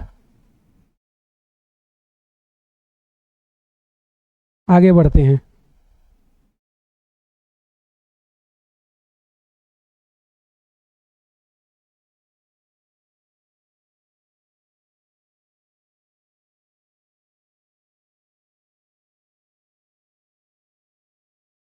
तो पहला कॉन्सेप्ट हम लोग क्या लिखेंगे बताओ? अरे बोलो भाई, पहला कॉन्सेप्ट क्या लिखेंगे? पहला कॉन्सेप्ट तो ये लिखेंगे, resonance energy directly proportional to stability. Stability में भी क्या? एरोमेटिसिटी। चलो रब करते हैं और आते हैं कॉन्सेप्ट पे। और हमें तीन कॉन्सेप्ट यहाँ पे मिलेंगे, जैसे हीट ऑफ हाइड्रोजनेशन में तीन कॉन्सेप्ट था ना, स्टेबिलिटी पहले देखना है, नंबर ऑफ पाई, अगर पाई सेम है तो स्टेबिलिटी का इन्वर्स होता है। उसी तरह हीट ऑफ कंबल्सन में क्या था? पहला था heat of combustion directly proportional to number of carbon, बोलो बोलो, directly proportional number of carbon, more carbon mole will be heat of combustion. फिर दूसरा क्या था? Heat of combustion inversely proportional stability. तो यहाँ पर रेजोनेंस एनर्जी के भी तीन हैं कॉन्सेप्ट, तीनों को देख लेते हैं और कोई दिक्कत वाली बात नहीं है। तो हीट ऑफ कंबल्सन का ऑर्डर क्या था? Heat of combustion directly proportional number of carbon, more carbon will be more heat of combustion. Heat of hydrogenation का क्या था? Number of pi. उसके बाद क्या था? उसके बाद था इनवर्सली प्रोपोर्शनल स्टेबिलिटी। उसी तरह हीट ऑफ कंबल्सन में क्या था? नंबर ऑफ कार्बन और inversely proportional stability. Resonance energy directly proportional stability होती है, स्टेबिलिटी में भी क्या बोलेंगे बताओ? एरोमेटिसिटी। तो यहाँ पर ये पहला। फिर दूसरा एक पढ़ते हैं एग्जाम्पल, ठीक है? दूसरा एग्जाम्पल अगर हम लोग देखें, यहीं पर एक ये बना लेते हैं ग्राफ। ग्राफ बना लें क्या बताओ? बोलो भाई, ग्राफ बना ले क्या? आ जाओ ग्राफ बना लेते हैं, कोई दिक्कत नहीं है। हमारे पास ये इस टाइप से ग्राफ है, इधर पे है अपना एनर्जी और इधर पे है स्टेबिलिटी या रेजोनेंस एनर्जी का ऑर्डर। तो देखना, हमने पहला क्या लिया था बताओ? हमने पहला लिया था साइक्लोहेक्सिन और इसका हमने निकल प्लेटिनम पे क्या करा दिया? हाइड्रोजिनेशन। तो हमारे पास जो एनर्जी निकल के आई थी, प्रोडक्ट तो साइक्लोहेक्सिन ही बनेगा, लेकिन जो एनर्जी निकल के आई थी वो कितनी आई थी? यहाँ पे हमारी एनर्जी आई थी -120 किलो जूल पर मोल। ठीक है भाई। दूसरा हमने क्या किया, यहीं पर इसको थोड़ा ना इधर लिखते हैं, यहाँ पर -120 किलो जूल पर मोल। यहाँ पर हमने ले लिया डाई इन ये, और इसका हमने क्या कराया? Heat of hydrogenation. तो ये निकल, ये प्लेटिनम और यहाँ पर हाइड्रोजन 2 मोल। तो यहाँ पर जो अपनी एनर्जी निकल के आई थी वो कितनी आई थी बताओ? बोलो 120 तो 230 होगा ना, 232 किलो जूल पर मोल। यही आया था ना भाई? अरे बोलो 232, एक का 120 तो दूसरे का 232। अब यहीं पे मैंने क्या बोला कि यहीं पे बेंजीन ले लो, तो बेंजीन की एनर्जी हमने सोचा था कि बेंजीन की एनर्जी थोड़ी सी क्या होनी चाहिए, ज़्यादा। लेकिन बेंजीन की एनर्जी कितनी आई थी यहाँ पर, प्रोडक्ट साइक्लोहेक्सेन ही बनेगा, टेंशन मत लो। यहाँ पर निकल प्लेटिनम ले लो और यहाँ पे क्या करा दो, हाइड्रोजनेशन। यहाँ पर कितनी आई थी, यहाँ पे आती है 360 आनी चाहिए थी ना, लेकिन 360 थोड़ी आई थी, कितनी आई थी 208। तो तुम देख रहे हो पहले एनर्जी 120 थी, फिर 230 हुई, फिर उसके बाद 208 हो गई, मतलब पहले से थोड़ा कम। तो पहले एनर्जी ये थी, उसके बाद ये चली गई, फिर उसके बाद थोड़ा सा कम हो गई, इससे ज़्यादा है। ये दिख रहा है ग्राफ में तुम्हें क्लियरली, ये एनर्जी इससे ज़्यादा है लेकिन इससे ज़्यादा नहीं है। तो यानी कि इसकी एनर्जी सबसे मैक्सिमम, फिर उसके बाद इसकी, फिर उसके बाद इसकी एनर्जी मिनिमम है 120, फिर उसके बाद एनर्जी सबसे ज़्यादा इसकी है, उसके बाद इसकी है, फिर इसके बाद। तो ये एनर्जी में अगर तुम प्रोफाइल या ग्राफ देखोगे, इसको थोड़ा और अच्छे से कर देते हैं, तुम्हें डाउट ना आए। ये लो ऐसे, ये अब डाउट नहीं आएगा। और इसको थोड़ा सा अप रखते हैं, उससे इसको यहाँ पे रखते हैं ताकि तुम्हें क्लियरली डायग्राम एनर्जी प्रोफाइल दिखे।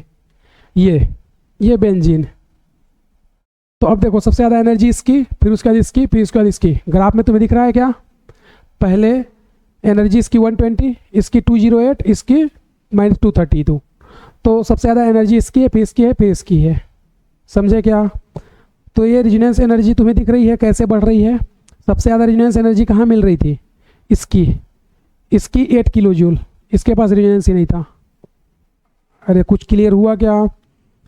चलो अगर क्लियर हुआ तो नेक्स्ट कॉन्सेप्ट देखते हैं, कॉन्सेप्ट नंबर 2। क्या? अच्छा, रेजोनेंस की बेंजीन की रेजोनेंस एनर्जी याद रखना बहुत ही इंपॉर्टेंट है। अगला मैं एक एग्जांपल तुम्हें बता रहा और इस एग्जांपल को समझना थोड़ा। अगला मैं जो तुम्हें एग्जांपल बता रहा हूँ उसको समझना। जैसे मान लो हमारे पास है CH3 C double bond O O-, और यहीं पे हमने एक ले लिया बेंजीन। मैं तुम्हें कॉन्सेप्ट बता रहा, फिर उसके बाद तीनों कॉन्सेप्ट को एक साथ लिख लेंगे, देन उसके बाद कंपेयर देखेंगे। ठीक है, तो ये बताओ अगर मैं इसका रेजोनेंस बनाऊं तो इसका रेजोनेंस यहाँ जाएगा ना, तो इसका जो रेजोनेटिंग स्ट्रक्चर बनेगा वो क्या बनेगा, CH3 O- double bond O। इसमें रेजोनेंस कराएंगे तो बताओ क्या बनेगा, ये यहाँ जाएगा तो ये यहाँ जाएगा तो ये यहाँ जाएगा, तो इसका रेजोनेटिंग स्ट्रक्चर क्या बन जाएगा, इसका रेजोनेटिंग स्ट्रक्चर क्या बन जाएगा बताओ भाई, ये यहाँ और ये यहाँ। ये दोनों स्ट्रक्चर तुम देख रहे हो, इसको हम लोग क्या बोलते थे, इक्वल स्टेबल आरियस, इक्वल स्टेबल आरियस। ये इक्वल स्टेबल रेजोनेटिंग स्ट्रक्चर हैं। ये भी क्या है, इक्वल स्टेबल रेजोनेटिंग स्ट्रक्चर। समझे भाई? बोलो, या इक्विवेलेंट भी बोल सकते हो। तो यहाँ पर अब तुम देखोगे तो इक्वल स्टेबल रेजोनेंस एनर्जी जो है वो ज़्यादा होती है। क्या बोला मैं, इक्वल स्टेबल रेजोनेंस एनर्जी ये ज़्यादा होती है। कैसे? क्योंकि पहला तो अपना क्या था, एरोमेटिसिटी, फिर दूसरा क्या है, equal stable resonating structure.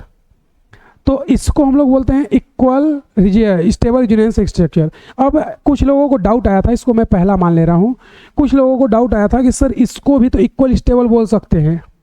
CH3 मैं क्लियर कर दे रहा हूँ, CH2 double bond CH single bond CH2 ये प्लस, या यहीं पे एक ले लो CH2 double bond CH single bond CH2।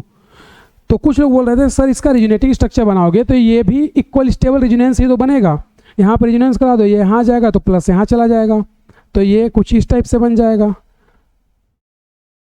और ये प्लस। और इसमें रेजोनेंस कराओगे तो सर ये यहाँ आएगा तो ये यहाँ चला जाएगा, तो इसका रेजोनेटिंग स्ट्रक्चर बन जाएगा CH2 minus CH2 double bond. अब लोग बोल रहे थे कि सर ये भी इक्वल स्टेबल रिजोनेटिंग स्ट्रक्चर होगा। मैं बोल रहा हूँ नहीं होता है ये। क्यों, ये बताओ तुम मुझे। प्लस कार्बन पे ज़्यादा स्टेबल होगा क्या? नहीं।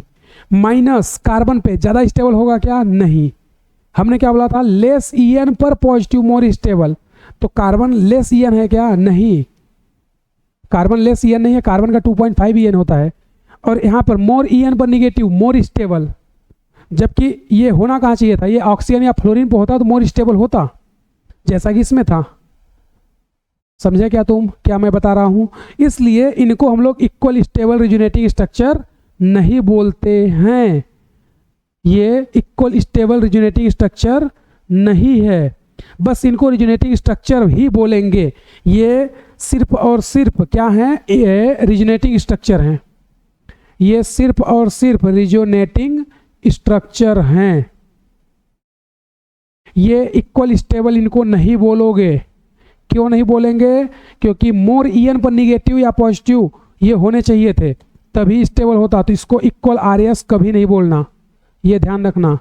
नो, नो जैसे तुमने उसको मना किया था, सीधे नो, ऐसे इसको भी नो बोल देना। समझा क्या? इसको इक्वल स्टेबल क्यों नहीं बोलते? क्योंकि मोर EN पर निगेटिव होना चाहिए या लेस EN पर पॉजिटिव होना चाहिए। कार्बन लेस EN या मोर EN नहीं है, तो ऐसे को इक्वल स्टेबल कभी भी नहीं बोलते हैं। तो कुछ लोगों का डाउट आ रहा था कि सर इसको भी इक्वल स्टेबल बोल देंगे। नहीं बोलेंगे। रीजन, क्योंकि यहाँ पर मोर EN पर या लेस EN पर पॉजिटिव निगेटिव होना चाहिए था, ऐसा नहीं है। मोर EN ऑक्सीजन या फ्लोरीन होते हैं। समझा क्या? तो अगर कोई तुमसे बोले ये इक्वल स्टेबल RS है क्या, तुम सीधे बोल देना नो। क्या बोलोगे? नो, जैसे उसने तुम्हें बोला था नो। समझा क्या? कॉन्सेप्ट याद रहेगा? चलो जल्दी इसको नोट कर लो। उसके बाद तुम्हें तीसरा एक बताएंगे और फिर उसके बाद हम लोग देखते हैं क्या है। तो यहाँ पर हमारे पास 3 टाइप्स से हो गया। तो अगला मैं जो तुम्हें बताने जा रहा उसकी बात करते हैं। अगला क्या, कॉन्सेप्ट ही लिख लेते हैं। कॉन्सेप्ट लिख लेते हैं, रुको यहीं पर कॉन्सेप्ट लिख ले रहे हैं ना। कॉन्सेप्ट, क्वेश्चन कैसे सॉल्व करेंगे सर? ये तो सीख गए, ठीक है, बहुत अच्छा है। आपने बता दिया कि सीधे नो बोल दो, जैसे उसने नो बोला था, तो नो बोल देना है तुम्हें, और कोई दिक्कत नहीं है। चलो, रिजेक्शन से नहीं डरना है, जिंदगी इसी का नाम है। तो कॉन्सेप्ट नंबर फर्स्ट, पहले सीक्वेंस में ये प्रायोरिटी ऑर्डर है ना, ऐसे ही तुम्हें अप्लाई करना है। Resonance energy directly proportional aromaticity. Aromaticity, benzene की रेजोनेंस एनर्जी डाइइन से ज़्यादा होती है, अभी बताया था। तो पहला कॉन्सेप्ट क्या है? Resonance energy directly proportional aromaticity. ये पहला कॉन्सेप्ट है तुम्हारा। सेकेंड कॉन्सेप्ट क्या है? Resonance energy directly proportional equal RS। Equal RS, ये कॉन्सेप्ट नंबर सेकेंड है। प्रायोरिटी के ऑर्डर में मैं लिख रहा हूँ, मतलब पहले ये चेक करना है फिर ये चेक करना है। और डायरेक्टली स्टेबिलिटी डायरेक्टली प्रोपोर्शनल होता है ना, ये ध्यान रखना। तीसरा क्या लिखोगे? Resonance energy directly proportional benzenoid. Benzenoid, समझा क्या? चलो आ जाओ। तो ये तुम्हें ध्यान रखना है, ये प्रायोरिटी ऑर्डर में लिखा है। सबसे पहले हमने ये पता चाहिए रेजोनेंस एनर्जी डायरेक्टली प्रोपोर्शनल किसके होती है? स्टेबिलिटी के। तो स्टेबिलिटी कैसे कैसे निकाल सकते हो उसकी बात। रेजोनेंस एनर्जी डायरेक्टली प्रोपोर्शनल किसकी होती है? स्टेबिलिटी के। स्टेबिलिटी ज़्यादा, रेजोनेंस एनर्जी भी ज़्यादा, बात खत्म। 3 में उल्टा था। कहाँ कहाँ? Heat of hydrogenation, heat of combustion और कार्बन हाइड्रोजन बॉन्ड एनर्जी। वहाँ पे स्टेबिलिटी के इनवर्स होता है, यहाँ पे रेजोनेंस एनर्जी डायरेक्टली प्रोपोर्शनल होती है, क्योंकि इसका स्टेबिलिटी ज़्यादा है, रेजोनेंस एनर्जी ज़्यादा है। अभी बताया था ना कॉन्सेप्ट। तो चलो, तो ये ध्यान रखना, ये कॉन्सेप्ट का ऑर्डर। सबसे पहले तुम क्या चेक करोगे? एरोमेटिसिटी, क्योंकि aromatic compound is more stable. ए रही, याद है कि नहीं? अरे भाई तुम यार हद करते हो, इसको याद रखो ना। ए रही, जैसे वो रही वैसे ही ए रही। समझा क्या? जैसे वो रही वैसे ही ए रही। इसको एरोमेटिसिटी, फिर इक्वल RS, फिर उसके बाद RS। RS में भी क्या? बेंजीनाइड। तो ये यहीं से आया है भाई, aromaticity equal R S benzenoid, aromaticity equal R S benzenoid, R S या बेंजीनॉइड। अरे समझा क्या, अरे यस या नो, तो ये कर लोगे, चलो आ जाओ। और इसको तो ध्यान ही रखो, stability, resonance energy directly proportional stability. चलो इसको जल्दी से रब करो, सॉरी रब करो यार, नोट करो, मेरा भी दिमाग लग रहा है काम नहीं कर रहा अब, जल्दी इसको तुम लोग नोट करो। 1 2 3 4 5, चलो आ जाओ। अब क्वेश्चन कर लेते हैं थोड़ा सा, 10 क्वेश्चन करेंगे और इसको खत्म करते हैं। 10 क्वेश्चन, ज़्यादा नहीं, 10 क्वेश्चन 10 क्वेश्चन 10 क्वेश्चन 10 क्वेश्चन में तुम्हें सब क्लियर हो जाएगा। फिर उसके बाद ये खत्म हो जाएगा और फिर सीधे हम लोग पढ़ेंगे एसिड बेस कॉन्सेप्ट। अच्छा, स्पेशल पॉइंट मैंने कितना तुम्हें बताया था भाई, 11 या 12 बता चुके थे ना, उसी में कुछ स्पेशल पॉइंट और टू भी कंटिन्यू करना, स्पेशल पॉइंट को और पढ़ेंगे। लेकिन अभी हमारा प्रायोरिटी क्या है, अभी हमारा प्रायोरिटी बोलो क्या है, अभी अपना प्रायोरिटी है क्वेश्चन लगाना। तो अभी हम लोग पहले क्वेश्चन कर लेते हैं, उसके बाद फिर उसके बाद और चीज़ें देखेंगे। तो चलो क्वेश्चन कर लें क्या, यस या नो, आ जाओ। नंबर फर्स्ट, यहाँ पर हमने ले लिया बेंजीन और यहाँ पे ले लिया हमने ये। अच्छा, जिसको इसमें स्टेबिलिटी ऑर्डर नहीं पता हो ध्यान रखना, एरोमेटिक का स्टेबिलिटी सबसे ज़्यादा, उसके बाद नॉन एरोमेटिक, उसके बाद एंटी एरोमेटिक। ये स्टेबिलिटी ऑर्डर मैंने बता रखा है एरोमेटिसिटी में, ये याद है कि नहीं, भूल गए, एरोमेटिक फिर नॉन फिर एंटी। अरे हाँ ना बोलो यार। चलो, तो ये पहला क्वेश्चन तुम्हें बताना है stability order, sorry resonance energy का ऑर्डर यार, सॉरी, इसमें रेजोनेंस एनर्जी का ऑर्डर, रेजोनेंस एनर्जी ऑर्डर, आरी, आरी का तुम्हें ऑर्डर बताना है भैया। आरी, जिसी तरह लारी की पब्लिक थी ना पाकिस्तान वाली, उसी तरह हमें यहाँ आरी बतानी है, लारी नहीं आरी, समझा क्या। चलो, तो ये आरी तुम्हें बतानी है, लारी को अब वहाँ भूल जाओ, जैसे वो बोलता है ना नमस्कार लारी, तो यहाँ पे लारी को नहीं, तुम्हें आरी को बताना है। चलो जल्दी से बताओ ये पहले का, और इसमें कर लेते हैं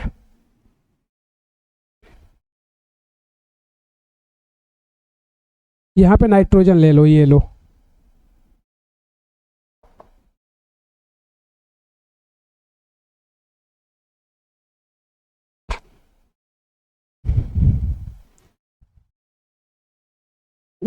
यहाँ पर ऑक्सीजन ले लो,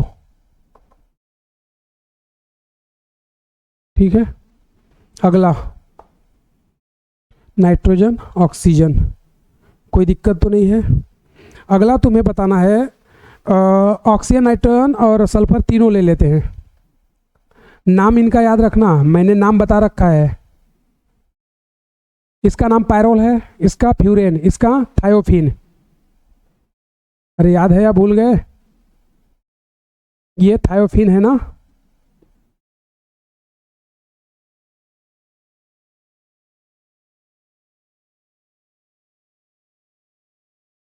और ये फ्यूरेन है, तीनों का कंपेयर।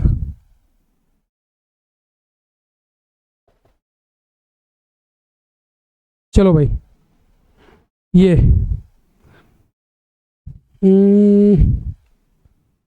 इधर पे फोर्थ नंबर कर लेते हैं, ये लो,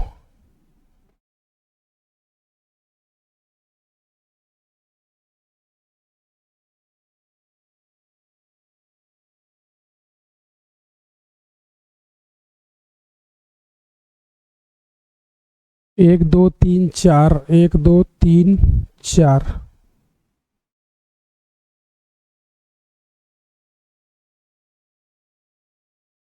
इसमें ना तुम बताओ रेजोनेंस एनर्जी, और इसमें तुम्हें बताना है कि रेजोनेंस एनर्जी इसकी ज़्यादा होगी या फिर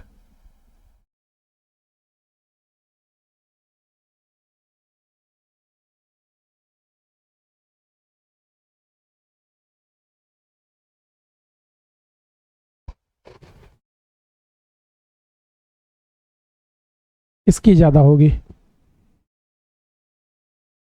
ठीक है भाई, ये लो एक और कर लो। ठीक है, ये ऐसे। तुम्हें आरी का ऑर्डर बताना है, ध्यान रखना।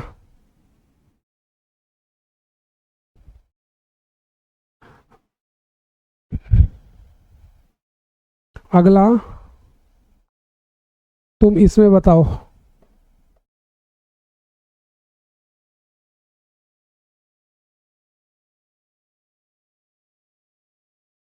इसको फिनॉक्साइड आयन बोलते हैं, इसको एसीटेट आयन।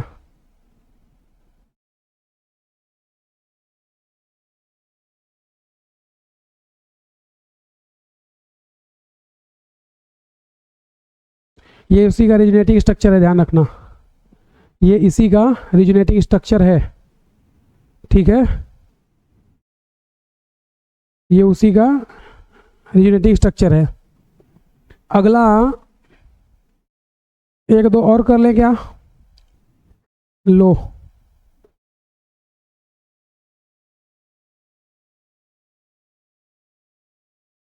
ये बेंजीन,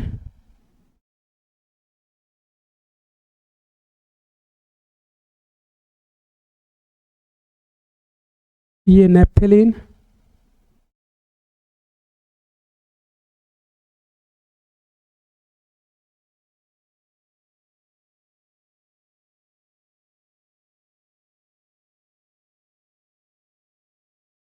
ये एंथ्रासीन,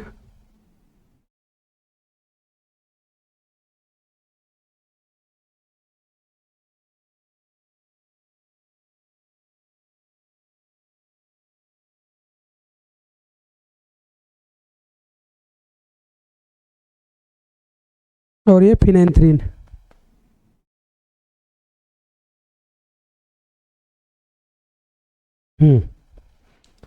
बेंजीन, नेप्थेलिन, एंथ्रासीन, फिनेंथ्रीन, ये तो करा रखा है ना भाई नाम। नेप्थेलिन,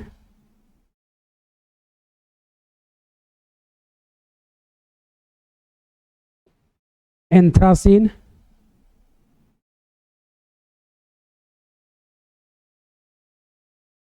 फिनेंथ्रीन।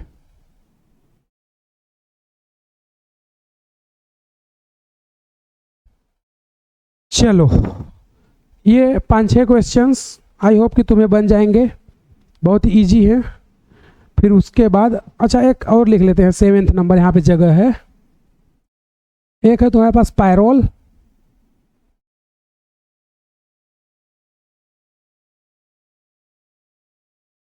और एक है पीरिडीन।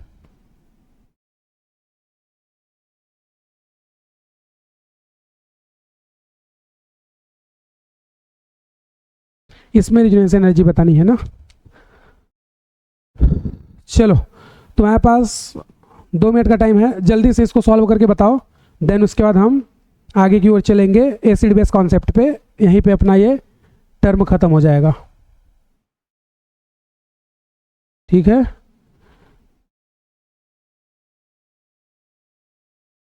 चलो जल्दी बताओ आंसर क्या क्या आएंगे। 1 2 3 4 5 6 7 7 क्वेश्चन है, बन जाने चाहिए। ओरिजिनल एनर्जी को यहीं पे ख़त्म करेंगे, ज़्यादा कुछ है नहीं अब।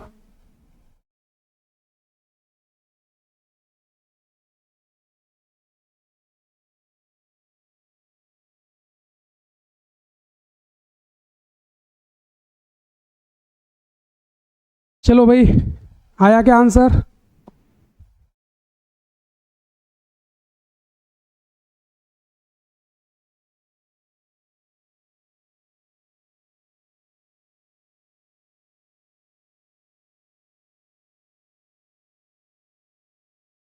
बोलो भाई।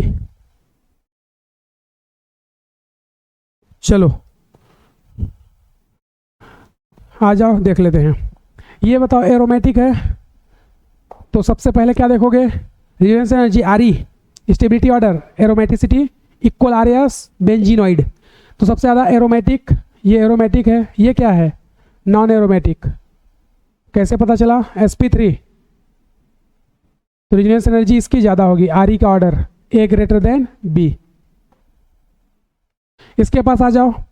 अब यहाँ पे नाइट्रोजन है या ऑक्सीजन है, तो नाइट्रोजन और ऑक्सीजन है, तो जब इनमें रिजोनेंस कराओगे तो ये कहाँ जाएगा, यहाँ, और ये कहाँ जाएगा, यहाँ। तो ये जब रिजोनेंस करेगा तो नाइट्रोजन और ऑक्सीजन में रिजोनेंस करने से बताओ रिजोनेंस एनर्जी ज़्यादा किसकी होगी, नाइट्रोजन या ऑक्सीजन की। तो भाई नाइट्रोजन का ईएन कम है तो लोन पेयर जल्दी देगा तो रिजोनेंस जल्दी होगा ना, और इसका ईएन कम है तो लेस ईएन पर क्या आएगा, पॉजिटिव। लेस ईएन पर पॉजिटिव ज़्यादा स्टेबल, ऑक्सीजन पे पॉजिटिव कम स्टेबल। तो यहाँ पर बोल सकते हैं ईएन कम, तो लोन पेयर डोनेट ज़्यादा करेगा, और डोनेट ज़्यादा करेगा तो रिजोनेंस जल्दी और ज़्यादा होगी, रिजोनेंस जल्दी और ज़्यादा होगी तो रिजोनेंस एनर्जी भी ज़्यादा होगी। इसमें आ जाओ, तो इसमें देखोगे तो ये सल्फर, ये नाइट्रोजन, ये ऑक्सीजन, तो सल्फर नाइट्रोजन ऑक्सीजन, इसमें अब रिजोनेंस एनर्जी कैसे निकालें, हैं तो तीनों एरोमेटिक ही, बोलो भाई, तीनों हैं तो एरोमेटिक ही, तो सेम वही कहानी लगाओ ना, क्या कि सर ईएन, इन इसके साथ क्या देखोगे साइज, इसके साथ क्या देखोगे ईएन, तो यहाँ पे लगा दो ईएन का कॉन्सेप्ट और यहाँ पे लगा दो साइज का कॉन्सेप्ट, और इसमें भी क्या लगेगा, साइज। तो सबसे ज़्यादा रिजोनेंस एनर्जी आरई किसकी आएगी, बी की, क्यों, क्योंकि इसका लेस ईएन है, लोन पे डोनेट जल्दी करेगा तो रिजोनेंस जल्दी और ज़्यादा होगा ना, हमें रिजोनेंस जल्दी चाहिए पहले फिर ज़्यादा चाहिए, तो ये जल्दी दे देगा। फिर उसके बाद ऑक्सीजन सल्फर में ऑक्सीजन देगा ना, इन दोनों में साइज देखोगे ना, तो साइज उसका ज़्यादा है तो वहाँ पर लोन पेयर ज़्यादा स्टेबल होगा ना, लार्ज साइज पर निगेटिव या लोन पेयर मोर स्टेबल। तो ऑक्सीजन और सल्फर में क्या है, साइज का फैक्टर, तो यहाँ पर ये क्या आ जाएगा सी, उसके बाद ए। तो ध्यान रखना इन दोनों में हमने क्या कंपेयर किया है, इन दोनों में हमने ईएन देखा है, ईएन कम रिजोनेंस ज़्यादा। इन दोनों में हमने क्या देखा है, साइज देखा है, लार्ज साइज पर लोन पेयर मोर स्टेबल, ठीक है, साइज जिसकी ज़्यादा होगी उसका रिजोनेंस कम होगा। अरे समझा क्या भाई रिजोनेंस एनर्जी का ऑर्डर। इसमें बताओ ये भी एरोमेटिक है, ये भी एरोमेटिक है, ये कैसा है बताओ, ये यहाँ पर लोन पेयर अनस्टेबल होगा ना, यहाँ पर लोन पेयर रिजोनेंस ज़्यादा है स्टेबल होगा ना, तो अनस्टेबल वाला की रिजोनेंस एनर्जी मतलब ये जल्दी रिजोनेंस करेगा ना, तो इसकी स्टेबिलिटी ज़्यादा हो जाएगी भाई, क्यों, क्योंकि ये पहले से ही क्या है sp2 हाइब्रिडाइज, ये भी sp2 हाइब्रिडाइज, तो इसका रिजोनेंस होगा और इसका भी रिजोनेंस होगा, तो इसका रिजोनेंस पहले से ही चल रहा है ना बेंजीन टाइप, और ये 5 मेंबर वाला है रिजोनेंस, तो ये भी एरोमेटिक ये भी एरोमेटिक, तो लोन पेयर तो रिजोनेंस में इसका जा रहा है, इसका नहीं जाएगा ना रिजोनेंस में, तो इसका रिजोनेंस नहीं जाएगा, तो ये तो बेंजीन है ना, बेंजीन की एरोमेटिसिटी अन्य से ज़्यादा होती है ना, याद करो मैंने क्या बताया था, 6 मेंबर रिंग मोर एरोमेटिसिटी, और उसके बाद एक 4th मेंबर रिंग होती है, 14th मेंबर, चाहे 14th मेंबर वाली सबसे ज़्यादा एरोमेटिक और स्टेबल होती है, बाकी सब क्या होती है या तो एंटी एरोमेटिक या नॉन एरोमेटिक होती है। तो ये एरोमेटिक होगा और ये भी एरोमेटिक होगा, लेकिन इसकी रिजोनेंस एनर्जी ज़्यादा होगी। रीजन क्या बताओगे, क्योंकि ये बेंजीन टाइप है, ये बेंजीन टाइप है ना एरोमेटिक, और ये पेंटा टाइप वाला है, तो बेंजीन टाइप वाला ज़्यादा स्टेबल होता है। इसमें आ जाओ, इसमें मोर रिजोनेंस, इसमें लेस रिजोनेंस, तो मोर रिजोनेंस मोर आरई, मोर रिजोनेंस, अरे यार मोर रिजोनेंस मोर आरई, इसमें लेस रिजोनेंस, तो लेस रिजोनेंस तो लेस आरई, तो ये हो जाएगा ना। इसमें ये क्या है बताओ, इक्वल आरएस, अरे बोलो भाई इक्वल आरएस, ये नॉन इक्वल होगा ना, तो ये दोनों तो नॉन इक्वल होंगे, नॉन इक्वल आरएस, ये इक्वल आरएस या नॉन इक्वल आरएस। अब इसमें देखोगे तो ये पहले से ही क्या है एरोमेटिक है, ये भी क्या हो जाएगा एरोमेटिक, जब रिजोनेंस करेगा ये यहाँ पे देगा तो ये यहाँ चला जाएगा, तो ये इसी का रिजोनेटिंग स्ट्रक्चर है ना, तो अगर ये इसी का रिजोनेटिंग स्ट्रक्चर है तो ये तो हमें पता चल गया कि सर इक्वल आरएस का ज़्यादा होगा, चाहे इसके कितने भी रिजोनेटिंग स्ट्रक्चर बने 5, 10, 15, उससे मतलब नहीं है, हमें इतना पता है कि सर ये इक्वल आरएस है तो इक्वल आरएस का नॉन इक्वल से ज़्यादा होता है। ये बात क्लियर है क्या, अरे बोलो। अब इन दोनों में देखोगे तो इन दोनों में ज़्यादा रिजोनेंस एनर्जी किसकी होगी, एक तो है इक्वल एक है नॉन इक्वल, तो एक इक्वल एक नॉन इक्वल है, तो यहाँ पर यहाँ पर इसकी ज़्यादा हो जाएगी ना, इसकी ज़्यादा हो जाएगी ना। क्यों? क्योंकि यहाँ पर निगेटिव कहाँ है? ऑक्सीजन पे ना, तो मोर स्टेबल आरएस है। यहाँ पे अभी निगेटिव कहाँ है? कार्बन पे। मैं लिख दे रहा हूँ, यहाँ पर मोर ईएन पर निगेटिव है, मोर ईएन पर निगेटिव चार्ज, मोर ईएन पर निगेटिव चार्ज। यहाँ पर लेस ईएन पर निगेटिव है, लेस ईएन पर निगेटिव चार्ज। तो मोर ईएन पर निगेटिव चार्ज है तो मोर स्टेबल रेजोनेंस है, और लेस ईएन पर निगेटिव चार्ज है तो ये लेस स्टेबल रेजोनेंस है, तो रेजोनेंस एनर्जी भी कम हो जाएगी इसकी। समझा क्या? हालांकि ये दोनों क्या हैं? एक ही हैं। ये इसका रेजोनेटिंग स्ट्रक्चर है भाई। अगर ये यहाँ देगा तो यहाँ आ जाएगा ना, अगर ये यहाँ देगा तो यहाँ इसका माइनस आ जाएगा आर्थो पे, तो ये है। लेकिन हमें बोला है कि इनमें रेजोनेंस एनर्जी बताओ, तो मोर ईएन पर negative more stable, less EN पर निगेटिव लेस स्टेबल, तो रेजोनेंस एनर्जी इसकी ज़्यादा हो जाएगी। अब इसमें कॉन्सेप्ट कौन सा लगाओगे बताओ? इसमें कॉन्सेप्ट लगाओगे बेंजीनॉइड वाला, मोर बेंजीनॉइड मोर रेजोनेटिंग स्ट्रक्चर। इसमें एक बेंजीनॉइड होगी, इसमें दो, याद करो ये इसके 2 आरएस बनते थे ना, इसके 3 आरएस, इसके 4 आरएस, इसके 5 आरएस। तो मोर रेजोनेटिंग स्ट्रक्चर मोर स्टेबिलिटी। और दूसरा कॉन्सेप्ट मैंने क्या बताया था? यहाँ पे पाई बना लो, ये लो, तुम्हें और अच्छे से समझ आएगा। पाई बना देते हैं ताकि तुम्हें और क्लियर रहे।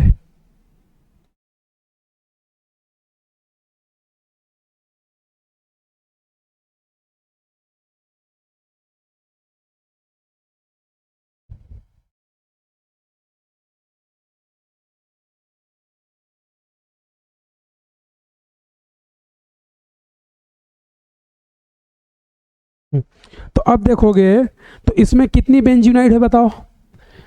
मैंने हिडन वाला बताया था ना, इसको छिपाओ ये बेंजीन, इसको छिपाओ ये बेंजीन, तो इसमें 2 बेंजीनॉइड बन रही है ना, 2 बेंजीनॉइड। इसमें इसको छिपाओगे तो ये बेंजीन है, इसको छिपाओगे तो ये बेंजीन है, तो इसमें कितनी बनेगी? 3 बेंजीनॉइड। इसमें सॉरी 2 ही बनेगी ना, इसमें 2 बेंजीनॉइड, इसमें भी 2 ही बनेगी ना बेंजीनॉइड, इसमें भी 2 ही बेंजीनॉइड बनेगी। 3 इसमें नहीं बना सकते ना बेंजीनॉइड भाई, इसमें 2 ही बनेगी, इसमें 3 बनेगी, 3 बेंजीनॉइड।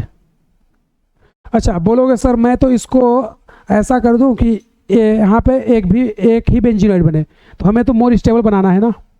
तो अब यहाँ पे 3 बेंजीनॉइड, ये दोनों में 2 बेंजीनॉइड, तो यहाँ पे आरएस ज़्यादा है ना, इसके 3 आरएस होते हैं, इसके 4 होता है, इसका 5 होता है। ये हम लोग रेजोनेंस में डिस्कस कर चुके हैं ना। तो more benzenoid more RS more stability, तो मोर रेजोनेंस एनर्जी। तो ऑर्डर क्या हो जाएगा? ये। अरे समझा क्या? More benzenoid more resonance structure more stability. Benzenoid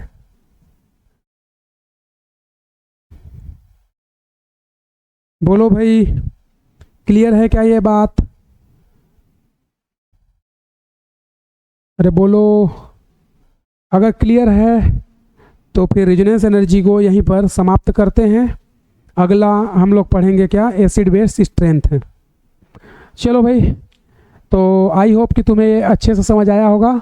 आज का लेक्चर यहीं पर समाप्त करते हैं, और अगला हम लोग कल से एसिड बेस स्टार्ट कर रहे हैं।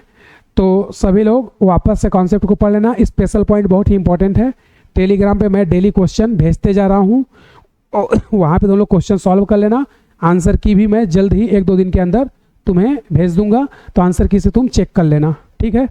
सारे क्वेश्चन तुम कर लेना, कॉन्सेप्ट को रिवाइज करते रहना बार बार अच्छे से।